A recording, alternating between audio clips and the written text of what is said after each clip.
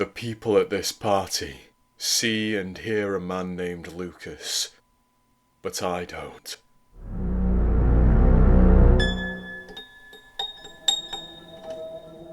You might be shouting, "They're just pranking you." Well, that was what I thought when I first arrived. 1 hour later, I find myself trapped. I've boxed myself in an ensuite with nothing at my disposal but weak phone reception and weaker ideas. I'll make this brief, as I very much doubt I have a lot of time before the bathroom door parts with the frame, before the formless man makes his way inside. I've already seen him do things that defy explanation. I'm praying that one of you knows how to save me. Please. "Aston!" Jack joyously announced, greeting me at the door with open arms. He was the only person I knew at the party, but most of the faces in that common room were familiar. I joined a tightly packed cluster of students by the kitchen counter. A circle of 10 people, once Jack and I had joined the group. 10 people to my eyes, anyway. I know that because I counted each of us, again, and again. I wanted to ensure that I hadn't lost my mind after Jack introduced an invisible 11th person wedged between Alexandra and Tegan. "And that's Lucas," my friend said. Still, after 20 or 30 minutes of conversation, I'd forgotten about Jack's gesture towards the empty spot. I dismissed it as an odd moment, then I summoned the courage to make conversation with Tegan. "So why did you choose law?" I asked her. Tegan smiled. "Overbearing parents. Dad said I'd be putting my brain to waste if I were to take journalism. But I'm not planning on becoming a lawyer, so I'd call this a bigger waste of time." "That sucks," I said. She shrugged. "What about you?" I asked the other girl. Alex answered, "Well, unlike Teagues, I do want to be a lawyer. But, my story's boring. You should hear why Lucas has taken this course." Then the other visible people in the circle all turned to face that gap between Alexandra and Tegan. Once more, I was left dumbfounded. Sure, I'm aware that we're all still young and immature. We're students. Everyone at this party is a first year. But we hardly know each other. This is a socialising event for freshers, a mixer, whatever you want to call it. And I doubt that so many people would be pranking me. Doubt that so many people would be so cruel. Why would a group of 50-something law students collaborate to torment, at random, a stranger named Aston? It's not as if I've done anything to warrant such mistreatment. We've only been studying here for a little over a month, and I've been sitting quietly in lectures. There is no reason for anybody to be pranking me.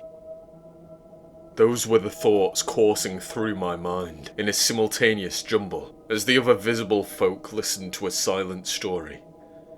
Listened and laughed as an unseen person told them something. Something that they all heard, but I did not. "He cracks me up," Jack whispered to me as members of the group had a one-way conversation with thin air. I nodded my head slowly, unsure as to what I should say. I must have turned a ghostly shade because my friend frowned at me. "You alright, man?" he asked. "You're usually a bit cheerier than this." "Too much pre-drinking before arriving?" I cleared my throat, then spoke quietly whilst the others communed with a ghost. "Jack, I don't understand this Lucas thing. Is it a game?" My friend raised an eyebrow. "What? What do you mean? Aston, you really are wasted. Maybe have a glass of water or something, pal." Then all eyes in the circle turned to me. There followed an awkward pause, and Tegan started to match Jack's frown. You okay, Aston? She asked. I nodded. Yeah, just tired. Tegan nodded. Then she and a few others turned back to the Lucas-shaped hole, the missing link in the chain. A couple of seconds later, however, those heads had returned to facing me, as if waiting for my response. A response to something I hadn't heard. Several members of the circle were scowling at me. "Why are you ignoring him?" a student named Colin said. "Lucas asked you a question, Aston." I tugged at my shirt, feeling my perspiring neck start to redden. The fabric was coarse, but fear was the thing that had slithered under my collar, irritated my skin. This wasn't social anxiety. There was something entirely wrong with the room's atmosphere.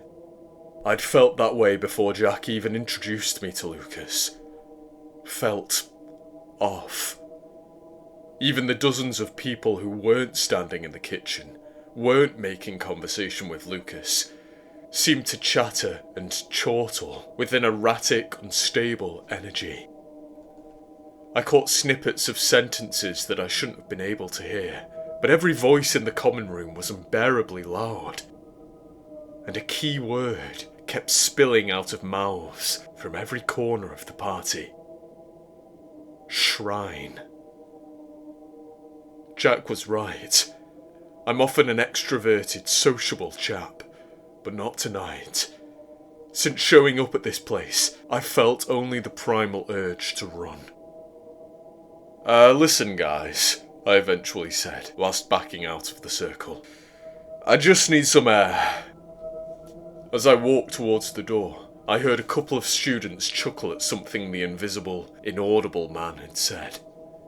"I'm sure you'll get your answer eventually," Colin whispered to the empty space in an odd tone.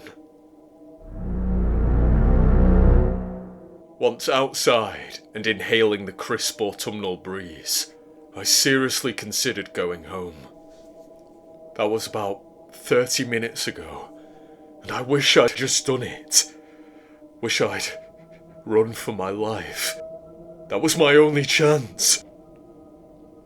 Things had changed by the time I re-entered the building. The common room's eerie atmosphere had been polluted with something new. Everything was quiet. Not quite silent, but hushed. And the thought of a practical joke, some grand conspiracy to humiliate me, returned to my mind. Is everybody laughing at me? I wondered. That would have been simpler. Just some light hazing. But I returned to find the 50 or so party guests in a clump, all facing a white wall at one side of the large room. A wall with nothing at all displayed upon it. Jack beckoned me over before lifting a finger to his lips. "What's happening now?" I whispered. "Just watch the film," Jack quietly replied with a heavy voice. But there was no film. Only that empty wall, which had transfixed every person in the common room. Chest thumping, I noticed that Alexandra, a few rows ahead, was facing the wrong way and twitching vigorously. Her nostrils bled, but that wasn't why I moaned in terror. It was the gunk oozing from her eye sockets. Not blood, but lumpy waves of pinkish grey, wrapping around her eyeballs, then spilling down her cheeks. As if Alexandra's very brain were itching to escape from her skull. No, it's not that, I lied to myself, mouth half open in some state of paralysis. Then I began to croak. What is... A hand slapped against my lips, clamping them tightly together, and I turned to find Jack silencing me, though he still looked at the wall ahead, still sobbed and sniffled with joy as he and dozens of others watched an imaginary film at the side of the room. I released a muffled gasp as I spotted the trickles of grey spilling from his own orifices. "Lucas wants quiet," Jack whispered. I was too afraid to move. Too afraid of what the hypnotised crowd might do to me. Afraid of my own innards fleeing from my body. Then, after half an hour of watching nothing, there came a new horror from the front of the crowd. Before me, in the first row of the audience, two side-by-side students crumpled to the ground. Their bones shattered, bodies imploded, with the sounds of crunching and splashing. I don't know how else to describe what I saw. A spectre scrunched their very skeletons inwards, like balls of paper. And then the same happened to two audience members in the second row. The third followed. Something was flattening bodies to create a path, parting the crowd and forming a direct line towards me. "He asked you a question," Jack groaned. My friend had finally turned to face me, but I didn't reply. I ran towards the building's still ajar front door, ran as fast as my legs would carry me, but it was no use. A gust slammed the entrance shut, and it wouldn't open, no matter how hard I tried, no matter how forcefully I tugged. I was stuck in the hallway.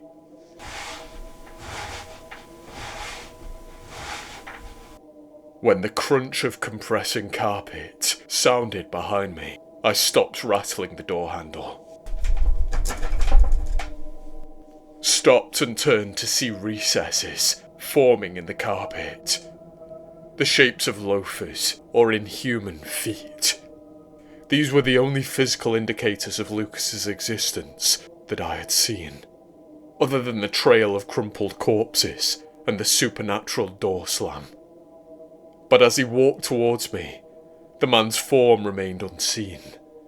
His voice remained unheard.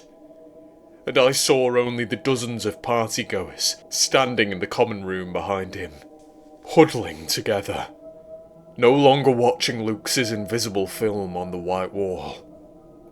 Their heads had turned to the right, had turned towards me. I dashed upstairs.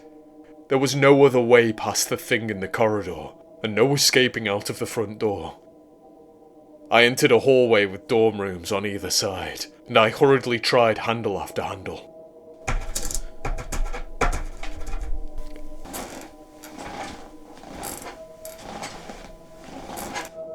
Stairs creaked below, one after the other, slowly. By some miracle, I eventually found an unlocked room, so I scurried inside and locked the door behind me.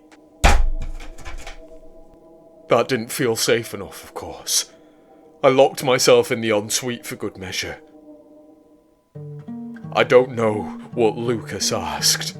Don't know what Lucas might be.